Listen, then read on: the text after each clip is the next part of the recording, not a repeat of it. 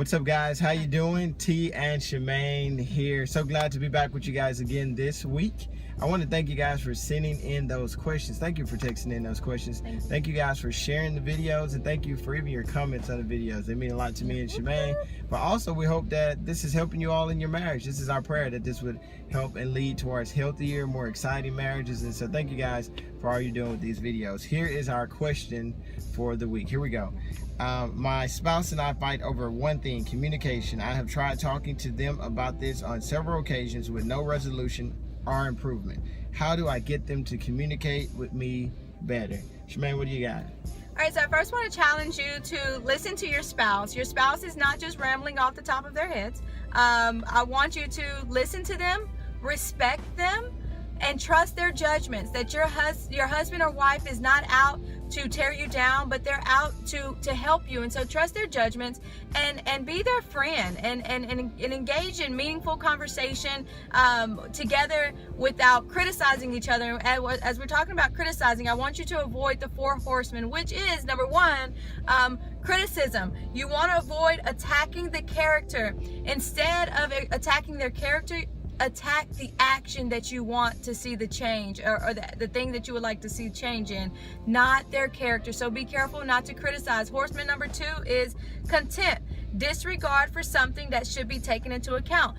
Please do not blow your spouse off. Don't just blow them off. Listen to what they're saying. Take them into consideration.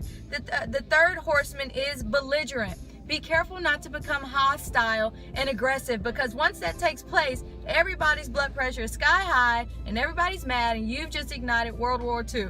And so be careful not to become belligerent. And what also belligerent tends to lead into our 4th horseman, which is stonewalling. Sometimes stonewalling comes when people are being put up against the fence, and now they're shutting down because they're trying to block how they're feeling, and they're trying to just emotionally detach themselves from the situation. So they will stonewall. And so that's the main thing that we don't want to get to. So avoid stonewalling. And if you use these methods that I just told you, I promise you'll go further, faster in your marriage, and you'll see it become what God has predestined it to become. All right, guys. So listen, last thing we want to share with you all. Man, be sure to take heed to those 4 horsemen. Well, here's some of the best marriage advice that somebody gave us, and here's what we're giving it back to you. Yes. Is this simple, not very complex? Hang in there.